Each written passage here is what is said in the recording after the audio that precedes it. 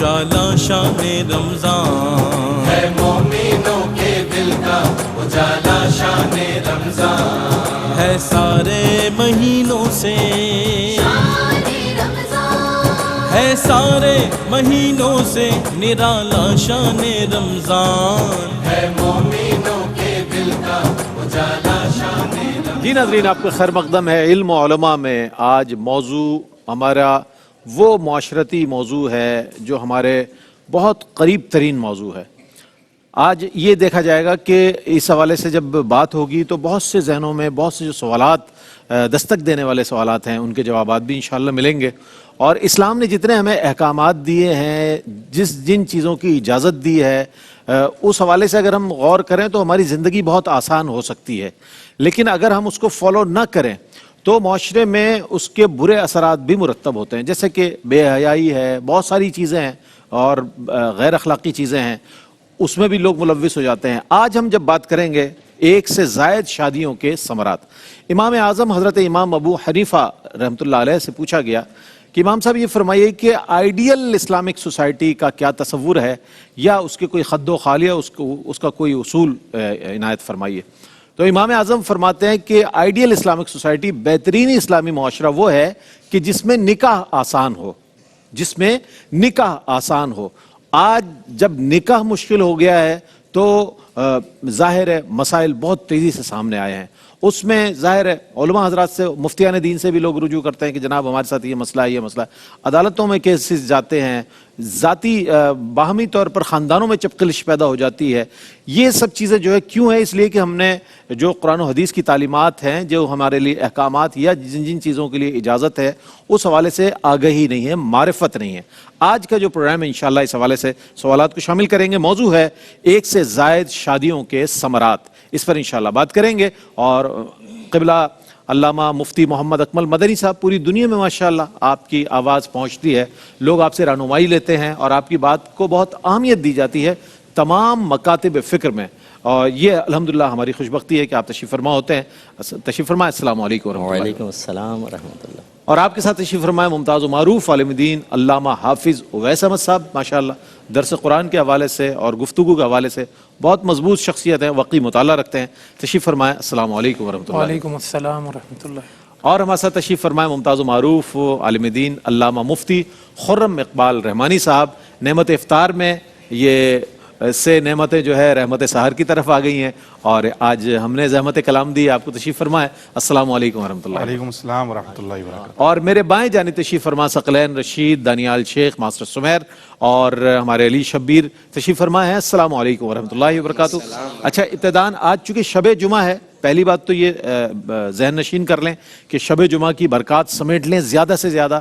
بہت سید الایام کہا گیا ہے، اسے دنوں کا سردار کہا گیا ہے، اور اس دن جو ہے بطور خاص اہل ایمان حضور علیہ السلام کے دامن کرم سے اپنی وابستگی کا ثبوت دیتے ہوئے ہدایہ درود و سلام پیش کیا کرتے ہیں۔ تو وہ گھڑیاں نصیب ہیں، اور ماہ رمضان کا جمعہ، اللہ اکبر، اور یہ تیسرا جمعہ ہے جو الحمدللہ ہمیں نصیب ہو رہا ہے۔ تو آج کی اس شب میں چاہتا ہوں نعت رسول مقبول صلی اللہ علیہ وآلہ وسلم، لیکن پہلے درود شریف پڑھیں گے آپ اور پھر نعت۔ اللہم صلی علی سیدنا محمد النبی الامی وعلی آلہ وصحبہ وسلم۔ اللہم صلی علی سیدنا محمد النبی الامی وعلی آلہ وصحبہ وسلم۔ دل ٹھکانا، دل ٹھکانا میرے حضور کا ہے، دل ٹھکانا، دل ٹھکانا میرے حضور کا ہے، جلوہ خانہ جلوہ خانہ میرے حضور کا ہے جلوہ خانہ جلوہ خانہ ایک پل میں ہزار عالم میں ایک پل میں ہزار عالم میں آنا جانا آنا جانا آنا جانا میرے حضور کا ہے آنا جانا آنا جانا ہر زمانے کی آپ رحمت ہے ہر زمانے کی آپ رحمت ہے ہر زمانہ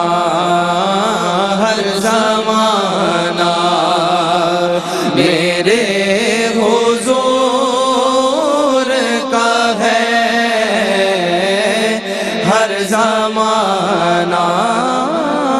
ہر زمانہ میرے حضور کا ہے دل ٹھکانا مجھ ساسی کہاں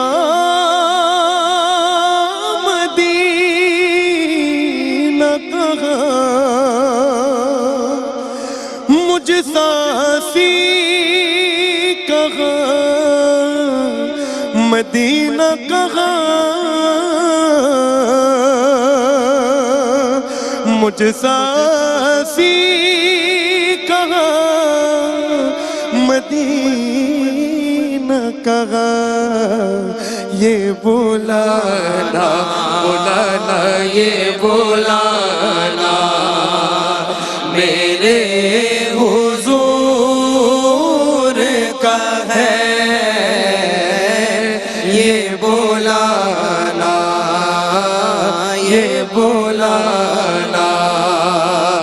میرے حضور کا ہے دل ٹھکانا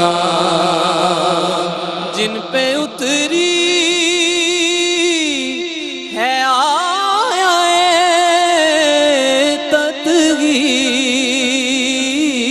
تطہیر جن پہ اتری ہے آیا تطہیر وہ گھرانہ میرے حضور کا ہے وہ گھرانہ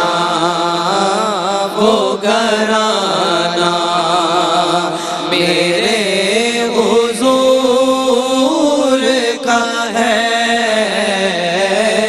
دل ٹھکانا یا رسول اللہ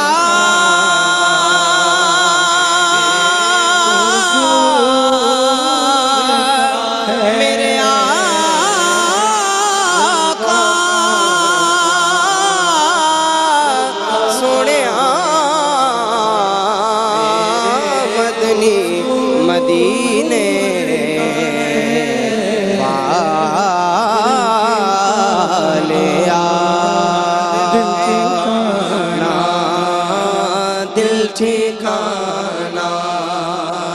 ناظرین آپ کا خیر مقدم ہے علم و علماء میں آپ جانتے ہیں کہ آج موضوع ہے ایک سے زائد شادیوں کے ثمرات موضوع بہت اہم ہے اور اس پر جب علماء حضرات کلام فرمائیں گے تو یقیناً بہت سی چیزیں ہمارے سامنے آئیں گی.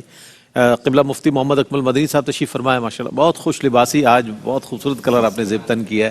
اچھا، ایک تو مفتی صاحب یہ فرمائیے گا کہ نکاح کی برکات پر بھی ابتداً کلام فرما دیجیے گا، اور اس کے بعد ہم یہ جاننا چاہیں گے چونکہ موضوع ہمارا یہ ہے تو ایک سے زائد شادیوں کے حوالے سے جو قرآن و حدیث سے احکامات ہمیں مل رہے ہیں، میں چاہتا ہوں اس پر بھی کچھ ارشاد فرمائیں. اعوذ باللہ من الشیطان الرجیم، بسم اللہ الرحمن الرحیم. اللہ تعالیٰ نے فرمایا فَانْكِحُوا مَا طَابَ لَكُم مِّنَ النِّسَاءِ مَثْنَىٰ وَثُلَاثَ وَرُبَاعَ فَإِنْ خِفْتُمْ أَلَّا تَعْدِلُوا فَوَاحِدَةً. تم نکاح کرو ان عورتوں سے جو تمہیں پسند آئیں، 2 سے، 3 سے، 4 سے. پھر اگر تمہیں یہ خوف ہو کہ تم 2 ازواج کے درمیان عدل نہ کر سکو گے تو فواحدہ، پھر ایک سے نکاح کرو.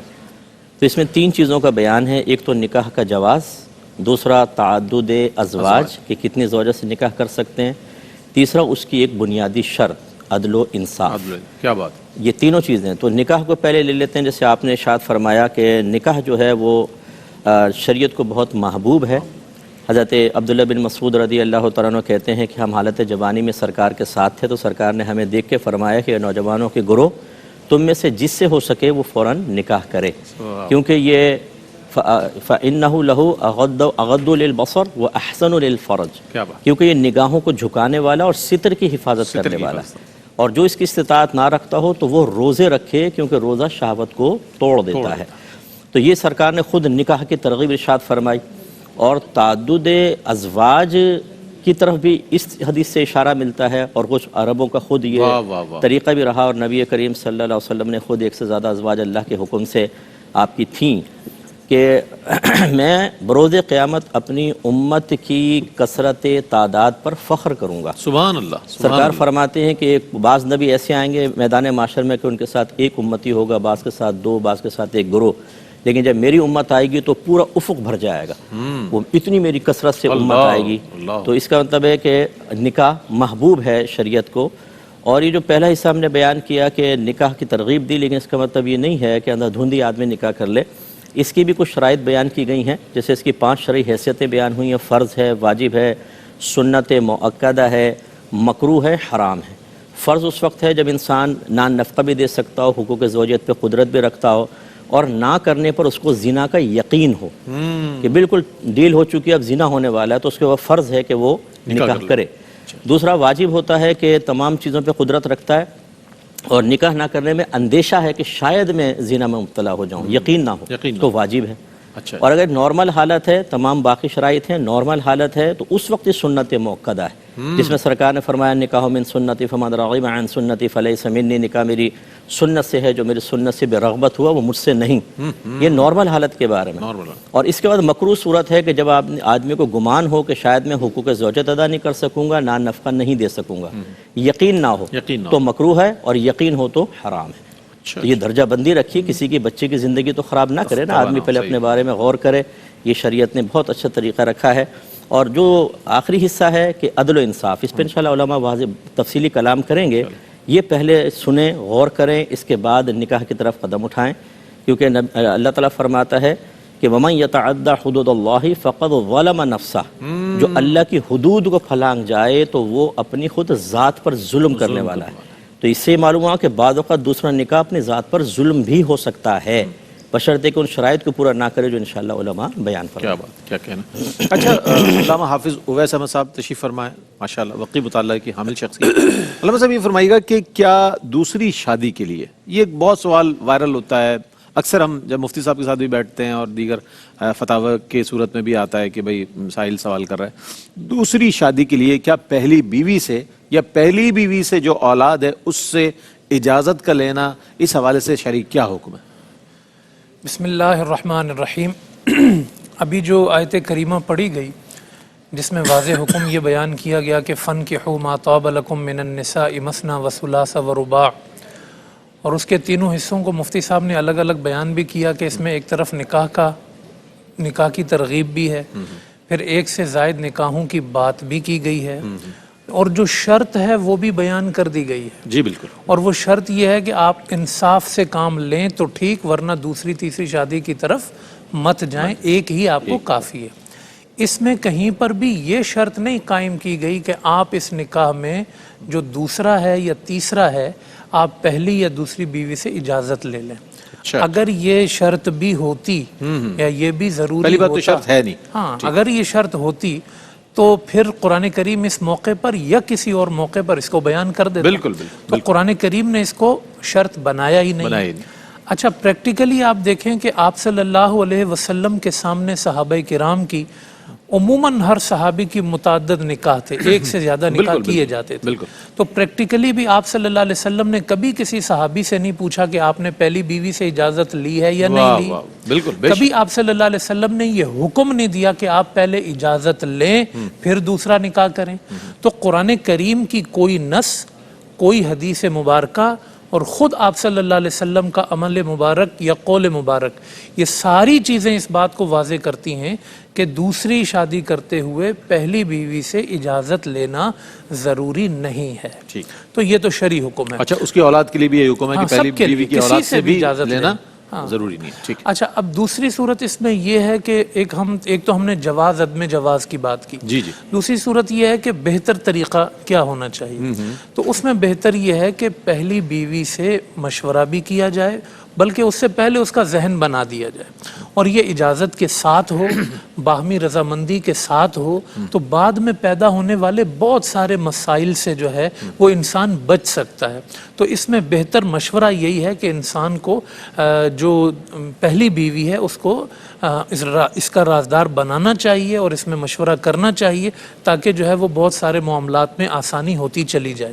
ہمارے ملک کا جو قانون ہے اس میں بالفرض اگر یہ بات ہے کہ آپ پہلی بیوی سے ضرور اجازت لیں گے، ورنہ قانونی چارہ ہوگی، یہ بھی قانونی چارہ سننے میں آتا ہے. تو یہ جو قانون ہے یہ ایک اعتبار سے موافق حکمت بھی ہے، کیونکہ ہمارے حالات کے تناظر میں اگر دیکھا جائے تو ایک شادی کی، پھر جب دوسری شادی کی تو پہلی بیوی کو چھوڑ دیا. اب اس کی زندگی جو ہے نا وہ بالکل معلق ہو کے رہ جاتی ہے، نہ اس کو طلاق مل رہی ہوتی ہے نہ حقوق مل رہے ہوتے ہیں. اب وہ جائے تو کہاں جائے؟ تو اس چیز کے لیے کچھ سد باب کرنے سے اس قانون سے فائدہ بھی ہوتا ہے. لیکن بعض لوگ ایسے ہوتے ہیں کہ جو یقیناً دوسرا نکاح کرتے ہیں تو پہلی بیوی اور اس کی اولاد کے تمام حقوق پورے کرتے ہیں، ان تمام حقوق کے ساتھ ساتھ ان کا خیال رکھتے ہیں، عدل و انصاف کرتے ہیں، بلکہ فضل و انصاف کرتے ہیں. تو پھر ان کے لیے یہ مطلق قانون نہیں ہے کہ پھر ان کو کہا جائے کہ آپ اجازت لیں گے، نہیں لیں گے تو پھر قانونی کار. تو اس لیے یہ قانون مطلق نہیں ہونا چاہیے. اس کا ایک پہلو موافق حکمت ہے، لیکن بہرحال یہ ہے کہ معاشرے کے اعتبار سے اس میں جو ہے وہ دونوں پہلوؤں کو ہمیشہ سامنے رکھنا چاہیے. کیا کہنا ہے ناظرین محترم، یہ بہت اہم موضوع جس پر آج ہم بات کر رہے ہیں. انشاءاللہ مزید کنٹینیو کریں گے، سوالات کے ذریعے جوابات آپ تک پہنچائیں گے تاکہ کچھ ابہام ہے، جیسا کہ آج گفتگو میں چیزیں سامنے آئی، وہ بہت سے ابہام دور ہوں گے اور انشاءاللہ تعالی یہ موضوع کنٹینیو رہے گا. ایک وقفہ ہے، وقفے کے بعد لوٹتے ہیں، ہمارے ساتھ رہیے گا. جی ناظرین، آپ کا خیر مقدم ہے. اس سے پہلے کہ موضوع کی جانب جائیں، یہ فریش ون کی طرف سے میسج ہے. One of the best drinking water fresh one available ہے اور صحت کے اصولوں کے مطابق ہے. آلودہ پانی کے استعمال سے جتنی بیماریاں تیزی سے پھیل رہی ہیں اس کے سد باب کے لیے یہ ایک بہت اچھا اقدام ہے. اسے استعمال کریں اور صحت مند رہیں. اچھا جناب، آتے ہیں اپنے موضوع کی جانب. اور ایک سے زائد شادیوں کے ثمرات پر ہم بات کر رہے تھے. قبلہ مفتی محمد اکمل مدنی صاحب نے اور علامہ حافظ اویس احمد صاحب نے بہت اچھے انداز میں ایک ایسی بنیاد فراہم کر دی ہے کہ جس سے ہمیں مزید سوالات قائم کرنے میں بھی آسانی ہوگی اور آپ تک جوابات پہنچانے میں بھی. اچھا، ہمارے ساتھ خرم اقبال رحمانی صاحب ہیں. فرمائیے کہ بیویوں کے مابین عدل و انصاف کا حکم جو ہے اس کی کیا صورتیں ہیں؟ جیسا کہ عدل سے کے ساتھ ساتھ فضل و انصاف کا بھی علامہ صاحب نے حوالہ دیا ہے. یہ ایک بہت اچھی بات ہے کہ حقوق بھی دیے جا رہے ہیں اور پروٹیکشن بھی دیا جا رہا ہے، وہ تمام فیسلٹیٹ بھی کیا جا رہا ہے، اور اس کے بعد اگر ایسا اقدام کیا جا رہا ہے تو اس میں عدل و انصاف کا جو حکم ہے اس میں چاہتا ہوں کچھ ارشاد فرمائیے. بسم اللہ الرحمن الرحیم والصلاة والسلام علی رسول الکریم، اما بعد. جیسے کہ قرآن مجید فرقان حمید کی آیت مبارکہ خاص طور پہ اس موضوع سے متعلق بار بار تلاوت کی جا رہی ہے کہ اللہ سبحانہ و تعالیٰ نے جہاں ایک سے زائد نکاح کی اجازت عطا فرمائی ہے، وہیں اس کو مشروط بھی فرمایا کہ فَإِنْ خِفْتُمْ أَلَّا تَعْدِلُوا فَوَاحِدَةً، کہ اگر ایک سے زائد نکاح کرنے کی صورت میں تمہیں یہ خوف ہے کہ تم عدل نہ کر سکو گے تو ایک ہی نکاح پر اکتفا کرنا ہے، ایک ہی بیوی پر اکتفا کرنا ہے. تو بنیادی جو مقصد ہے وہ سمجھانے کا وہ یہاں پر یہی ہے کہ ایک حصے کو دیکھ کر جی اللہ پاک نے اجازت دی ہے، قرآن میں اجازت ہے ایک سے زیادہ نکاح کرنے کی اور اس کی طرف رغبت رکھنے کے ساتھ ساتھ اس کو بھی دیکھنا چاہیے کہ اجازت مطلق نہیں ہے بلکہ ایک مشروط اجازت ہے، کنڈیشنل ہے، کنڈیشنل ہے۔ بالکل۔ اور جیسے قبلہ مفتی صاحب نے ارشاد فرمایا تھا کہ نکاح کے 5 درجے ہیں، جی۔ اس میں ایک بات یہ بھی تھی کہ جو نکاح کے حقوق ادا کرنے پر قادر ہو اسی کو نکاح کرنے کی اجازت ہے، اس میں نان نفقہ بھی ہے، جسمانی حقوق بھی ہیں، مالی حقوق بھی ہیں، تو جو اس پر قدرت رکھتا ہو وہی نکاح کرے۔ تو ایک سے زائد نکاح کرنے کی اجازت بھی ان کو ہے جو ایک سے زائد نکاح کو نبھا سکتے ہوں، جو نہ نبھا سکتے انہیں پھر اس کی اجازت نہیں دی گئی ہے۔ اب جو عدل کا تعلق ہے اس کے اندر بنیادی طور پر انہی حقوق کی ادائیگی ہے، یعنی جتنی زیادہ بیویاں ہیں ان کے مالی حقوق کی ادائیگی اتنی ہی زیادہ اور اتنی ہی بہتر، مناسب اور تناسب کے ساتھ ہونا چاہیے۔ اب جیسے رہائش کا بندوبست ہے تو ایک سے زائد بیویاں ہیں تو جس طرح ایک بیوی کو رہائش دی گئی ہے اسی طرح دوسری بیوی کو بھی رہائش دینا ضروری ہے۔ اسی طرح لباس کے حوالے سے کہ جو تحفے تحائف خریدیں تو تمام بیویوں کے لیے ایک جیسے تحفے تحائف تاکہ کسی کی دل آزاری نہ ہو۔ پھر جو نان نفقہ یعنی جو جیب خرچ جسے کہا جاتا ہے تو اس کے اندر اس بات کا خاص طور پہ خیال رکھنا چاہیے کہ جو شخص ہے اگر وہ اتنی کیپیسٹی رکھتا ہے کہ اس کو نکاح کو نبھا سکتا ہے تو نکاح کرنے کی اجازت ملی۔ اب وہ مالدار ہے تو پھر بیویوں کو دیکھا جائے گا کہ بیوی کس درجے کی ہے، جس گھرانے سے وہ آئی ہیں اس گھرانے کی مناسبت سے ان کو جیب خرچ دیا جائے تاکہ وہاں بھی ان کی دل آزاری نہ ہو۔ اور پھر اس کے ساتھ ساتھ یہاں پر یہ معاملہ بھی رکھا جائے گا کہ یہ وہ چیزیں ہیں جس میں عدل کیا جا سکتا ہے۔ پھر ایک ہے ان کے درمیان باری کا مقرر کرنا، یعنی جو دن کا وقت ہے عموماً کاموں کے اندر مصروف رہتا ہے، آفس کی مصروفیات ہیں، لیکن جو رات کا وقت ہے فرمایا اس کو مقرر کرنا چاہیے۔ جتنی بیویاں ہیں سب کے درمیان منصفانہ تقسیم، عدل کے ساتھ تقسیم ہونی چاہیے، برابر رات کی تقسیم۔ اچھا کچھ چیزیں ایسی ہیں، یہ سارے کام تو کیے جا سکتے ہیں لیکن کچھ چیزیں ایسی ہیں جن میں طبعی میلان کا جو ہے نا اثر ہوتا ہے۔ اب جیسے شب باشی کے حوالے سے تعلق ہے کہ رات کی باری تو مقرر کر دی لیکن ہم بستری کرنے کے حوالے سے یہ لازم نہیں ہے کہ برابر کا حق دیا جائے۔ اب اسی طرح کسی عورت کے ساتھ محبت اور الفت زیادہ ہوتی ہے طبعی میلان کی وجہ سے، کسی کی طرف الفت کم ہے، تو اس کے اندر بھی کوئی شریعت مطہرہ نے لازم نہیں کیا کہ سب سے برابر کی محبت کی جائے۔ جن چیزوں کے اندر عدل کیا جا سکتا ہے جو بندے کے اختیار میں، اس کی طرف تو بار بار حکم دیا گیا، اور جو چیزیں فطری طور پر ہیں اس کے اندر بندے کو پابند نہیں کیا گیا۔ البتہ یہاں جو خاص طور پہ پابندی لگائی گئی پیارے آقا صلی اللہ علیہ وسلم کی حدیث مبارکہ بھی اور قرآن مجید میں اللہ پاک نے فرمایا کہ وَلَن تَسْتَطِيعُوا أَن تَعْدِلُوا بَيْنَ النِّسَاءِ وَلَوْ حَرَصْتُمْ فَلَا تَمِيلُوا كُلَّ الْمَيْلِ فَتَذَرُوهَا كَالْمُعَلَّقَةِ کہ ایسا نہ ہو کہ کسی ایک بیوی کے ساتھ آپ کی محبت اور رغبت اتنی زیادہ ہو کہ سارا میلان اس کی طرف ہو جائے اور دوسری بیوی کو فَتَذَرُوهَا كَالْمُعَلَّقَةِ معلق کر کے چھوڑ دیا، نہ بیوی کی طرح رکھ رہے ہیں نہ اسے چھوڑ رہے ہیں، نہ حقوق ادا کر رہے ہیں، وہ اپنے ماں باپ کے گھر پر رہ رہی ہے، آپ دوسری بیوی کے ساتھ ساری زندگی گزار رہے ہیں، اسی کے بچوں کی طرف رغبت ہے، پہلی بیوی اور بچوں کی طرف دھیان نہیں ہے، تو اس کو شریعت مطہرہ نے سختی سے منع کیا ہے۔ اور پیارے آقا صلی اللہ علیہ وسلم نے فرمایا کہ جس کی 2 بیویاں ہوں اور ان کے درمیان وہ عدل نہ کرے تو بروز قیامت جب اللہ سبحانہ وتعالیٰ کی بارگاہ میں حاضر ہوگا تو اس کیفیت میں آئے گا، اس کا آدھا دھڑ مفلوج ہوگا۔ تو شریعت مطہرہ یہ چاہتی ہے کہ سوسائٹی میں جو میاں بیوی کا رشتہ ہے وہ ایک یونٹ ہے جس سے آگے مزید نسل انسانی کی بقا بھی ہے اور معاشرے کا امن اور سکون بھی ہے۔ تو اگر گھر پرسکون ہوگا تو معاشرہ پرسکون ہوگا، اور گھر میں اگر سکون نہیں ہوگا تو معاشرے کا سکون بھی برباد ہوتا چلا جائے گا۔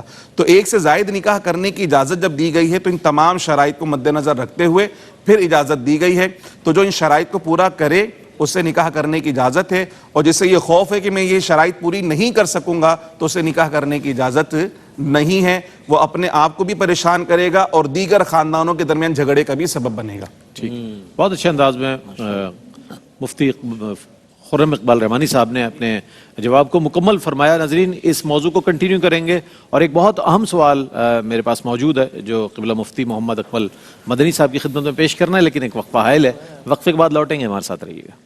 جی جناب، آپ کا خیر مقدم ہے۔ آج ایک سے زائد شادیوں کے ثمرات اس پر بات ہو رہی ہے اور تینوں ہی اسکالرز نے بہت اچھے انداز ہیں ماشاءاللہ آپ نے اپنے جوابات عنایت فرمائے ہیں۔ اچھا مفتی صاحب سے میں یہ جاننا چاہوں گا، مفتی صاحب اس حوالے سے بھی کچھ رہنمائی فرمائیے کہ عقد ثانی اگر ہو جاتا ہے، دوسری شادی اگر کوئی کر لے تو کیا پہلی بیوی دوسری بیوی کو طلاق دینے کا مطالبہ کر سکتی ہے یا دوسری بیوی پہلے والی کو طلاق دینے کا مطالبہ کر سکتی ہے؟ حکم شرع اس میں کیا ہے؟ دیکھیں یہ واضح حدیث میں موجود ہے کہ اللہ تبارک و تعالیٰ کو حلال چیزوں میں سب سے زیادہ ناپسندیدہ طلاق ہے، اقدام علی الطلاق اسی وقت ہو سکتا ہے کہ جب اس کی کوئی شرعی وجہ ہو، بنیادی ایک وجہ ہو. اگر بنیادی وجہ کوئی ایسی لازم ویلڈ ریزن نہیں ہے تو خود نبی کریم صلی اللہ علیہ وسلم نے ارشاد فرمایا کہ جو عورت بغیر کسی عذر کے شوہر سے مطالبہ طلاق کرے وہ بروز قیامت جنت کی خوشبو بھی نہیں پا سکتی. تو جب اپنے لیے نہیں کر سکتی تو اسی میں اشارہ ہے کہ دوسرے کے لیے بھی نہیں. ایک روایت میں نبی کریم صلی اللہ علیہ وسلم نے ارشاد فرمایا کہ وہ ہم میں سے نہیں جو میاں بیوی کے درمیان جدائی کروا دے. اور یہ مشہور روایت بھی آپ نے سماعت فرمائی کہ شیطان عصر کے وقت سمندر کے اوپر اپنا تخت بچھاتا ہے اور اس کے چیلے آ کے بتاتے ہیں کہ آج دن ہم نے کیا کیا کیا، رپورٹ دیتے ہیں، چیک اینڈ بیلنس اس کا دیکھیں آپ. تو پھر وہ جب پوچھتا ہے تم نے کیا کیا، وہ کہتا ہے میں نے زنا کروایا، کس میں چوری کروائی، کہتا ہے ٹھیک ہے تم نے صحیح کیا. پھر ایک آتا ہے کہتا ہے میں نے میاں بیوی میں جدائی کروا دی. تو وہ تخت سے کھڑا ہو کے اس کو سینے سے لگا لیتا ہے اور کہتا ہے تو نے کام کیا، اس کا محبوب عمل ہے. یعنی یہ سب سے محبوب ترین چیز ہے، کیونکہ میاں بیوی مسلمانوں میں نفرت، دو خاندانوں میں نفرت، ان کی اپنی اپنی اولادوں کے اندر نفرت. پھر اگر انتقامی کارروائی کریں تو پھر وہ انتقامی کارروائی سے ظلم کا تحقق، میدان محشر میں پھنسنا، اور بعض ایسے ظلم ہوتے ہیں ان کو حلال سمجھیں تو دائرہ اسلام سے باہر کفر تک پہنچا دینا، تو یہ تو اس کا محبوب ترین معاملہ ہوگا. تو اس سے تمام چیزوں سے نتیجہ یہ نکلا کہ یہ بالکل غلط چیز ہوتی ہے کہ آپ مطالبہ طلاق کریں. اگر شوہر نے اپنا ایک حق استعمال کر لیا ہے اور وہ حقوق پورے کر رہا ہے، پہلی والی کو بھی جیسے بتایا کہ نان نفقہ بھی دے رہا ہے، اس کو جو ضروریات ہوتی ہیں زوجہ کی سب پوری کر رہا ہے، اور اس کے اور اپنی اولاد کی بھی کیئر کر رہا ہے، اس کے بعد وہ دوسری شادی کرتا ہے تو پھر یہ مطالبہ طلاق تو بالکل غلط ہوگا. اور بعض عورتیں ایسی ہوتی ہیں کہ جو شادی کرنے کے لیے یہ کنڈیشن رکھتی ہیں کہ تم پہلی کو چھوڑو پھر میں تم سے شادی کروں گی، یہ بھی حرام ہے. اس سے ایک کویسچن کرنا چاہیے کہ چلو ٹھیک ہے میں یہ کر دیتا ہوں، لیکن تمہارے بعد جو میں تیسری کرنے لگوں گا جب وہ یہ کنڈیشن رکھے گی تو میں اس پہ عمل کروں یا نہ کروں، ذرا مجھے بتاؤ، پھر دیکھیں کیا ہوتا ہے. تو یہ غلط چیز ہوتی ہے. پہلی بات تو یہ کہ میرا عمومی مشورہ یہ ہوتا ہے کہ اگر کسی کی شادی ہے پہلے تو اسی شادی پہ دوسری شادی نہ کرنا بہتر ہے. جیسے ہمارا پاکستان کا ماحول ہے نا یہاں پر، ایشیائی ماحول خاص طور پر، کہ سیکنڈ وائف کو اگر کوئی شرعی شادی کر رہا ہے لیکن بڑا مایوب سمجھا جاتا ہے.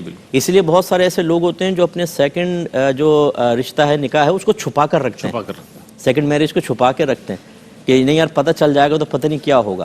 تو اس کا مطلب ہے جب اس قدر ہماری ذہنی سطح نیچے ہے تو حالانکہ نکاح کے لیے اعلانیہ فرمایا گیا کہ نکاح کرو، اعلانیہ.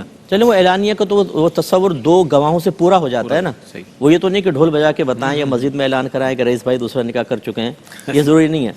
تو وہ اس لیے مطلب اعلان تو اس میں، لیکن مسئلہ کیا ہے کہ یہ ہمارے معاشرے میں اس کو ذہنی طور پہ قبول نہیں کیا جاتا. اس لیے حضرت نے جیسے مشورہ دیتے نا کہ مستحب یہ ہے کہ پہلی بیوی کو راضی کریں. بچوں اگر جوان اولاد ہو جائے پھر آدمی دوسرا نکاح کرے تو عمومی طور پہ جوان اولاد والد صاحب کے سیکنڈ نکاح کو ذہنی طور پہ قبول نہیں کرتے. وجہ کیا ہوتا ہے کہ لوگ کہتے ہیں یار تمہارے ابا نے دوسری شادی کر لی، وہ بیچارے پریشان کیا جواب کیا بھائی وہ ہے تو جائز، لیکن ہمارے معاشرے میں اس کو ایک ایسا مطلب بنا کر پیش کیا جاتا ہے کہ اس کو عمومی طور پر شرعی تقاضا پورا کرنا نہیں کہتے، نفسانی خواہش کی تکمیل. جی جی بالکل. وہ اس کو نیگیٹو اس میں لے جاتے ہیں. اگر آدمی زنا کرے کیا یہ اچھا ہے؟ چلو نکاح ہی کر لیا نا یار.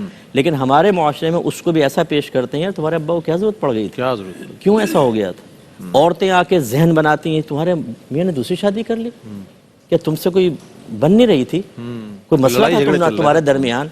ہزار ہاں کویسچنز. اس وجہ سے جو سیکنڈ رشتہ ہے وہ آدمی چھپانا چاہتا ہے. تو خلاصہ کلام یہ ہے کہ یہ مطالبہ بہرحال حرام ہے، حرام بالکل گناہ کبیرہ ہے. کیونکہ جس گناہ پہ نبی کریم صلی اللہ علیہ وسلم جس عمل پر کوئی وعید بیان فرما دیں تو اس کے گناہ کبیرہ ہونے کی دلیل ہوتی ہے.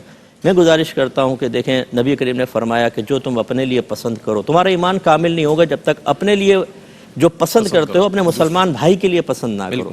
تو اس لیے ازواج کو بھی سوچنا چاہیے کہ چلو شوہر نے کر لیا نا، اس کو ذہنی طور پہ قبول کریں. وہ بھی ایک مسلمان ہے، کسی کی بچی ہے، کسی کی بہن ہے، کسی کی بیٹی ہے. ہو سکتا ہے کہ یہ سچویشن آپ کے ساتھ ہوتی، بالکل ایسا اللہ ماحول بنا دیتا. ابھی جب ہمارا ماحول نہیں بنا ہوتا نا تو ہم کیوں کا سوال کرتے ہیں، کیوں کیا. لیکن جس نے کیا اس کے لیے ایک ماحول بن گیا تو اس نے تو نکاح میں کیوں کروں.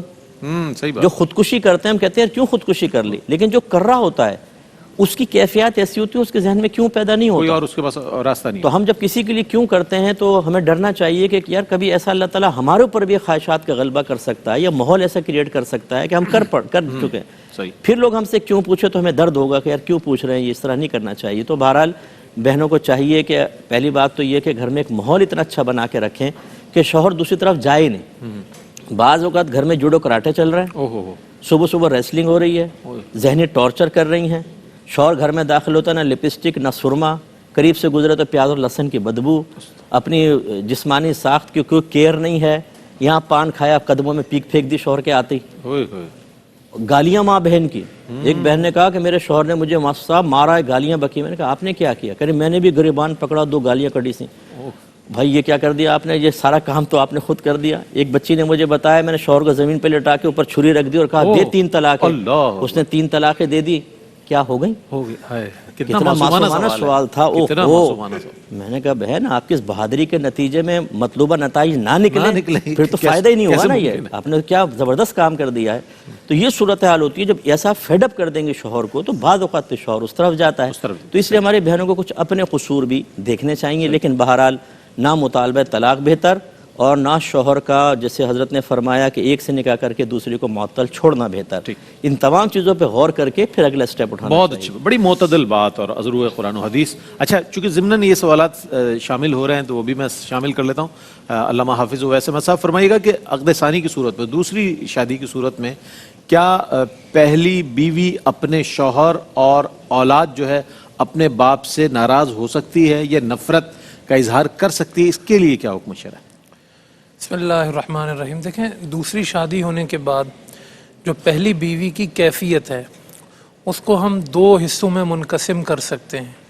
एक तो उसकी फ़ितरत का तकाज़ा है जिसको हम गैरत कहते हैं।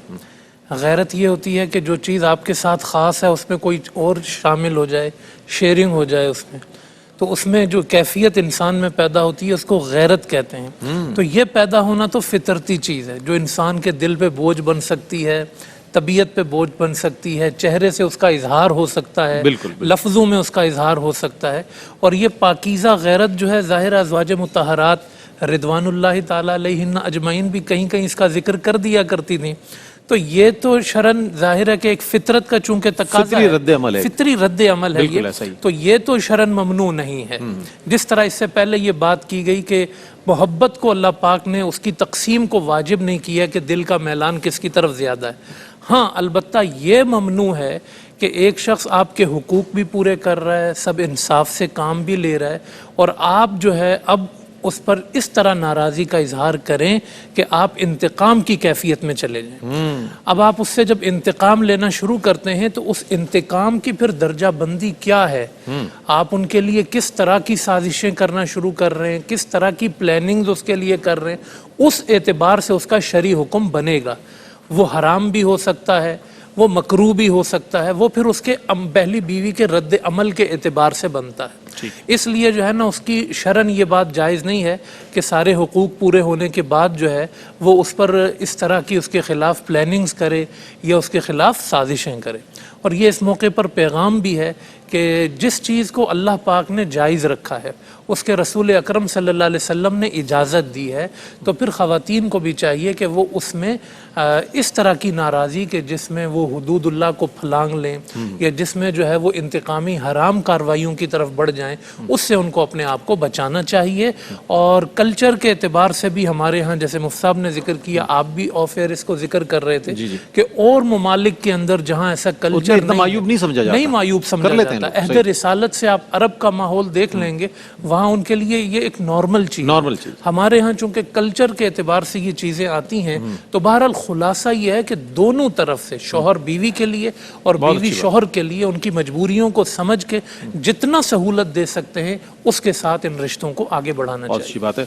मैं बहुत शुक्रिया अदा करूँगा मुफ्ती खुर्रम इकबाल रहमानी साहब, अल्लामा हाफिज़ उवैस अहमद साहब, मुफ्ती क़िबला मुफ्ती मोहम्मद अकमल मदनी साहब, माशाल्लाह बहुत उम्दा कलाम फरमाया। इस पर अभी कुछ पहलू तशना हैं अभी, तो मैं ये चाहूँगा कि इसको कल भी कंटिन्यू करें, इट विल बी कंटिन्यू इंशाल्लाह टुमारो। तो कल भी इसको डिस्कस करेंगे और कल भी इसी मौजू पर इंशाल्लाह अपने उलमा हज़रात से रहनुमाई हासिल करेंगे और आप तक पहुँचाएंगे इंशाल्लाह। इसके बाद जो सेगमेंट है वो है इज़हार अक़ीदत का, और उसके बाद आज़ान फ़जर होगी। और आज चूँकि जुमअतुल मुबारक है तो इस एतबार से आज नात ही नात में इंशाल्लाह नातें पेश की जाएंगी। बारगाह रिसालत माब सल्लल्लाहु अलैहि वसल्लम में हदिया दुरूद व सलाम पेश किया जाएगा। आपका और हमारा साथ रहेगा एक वक्फे के बाद।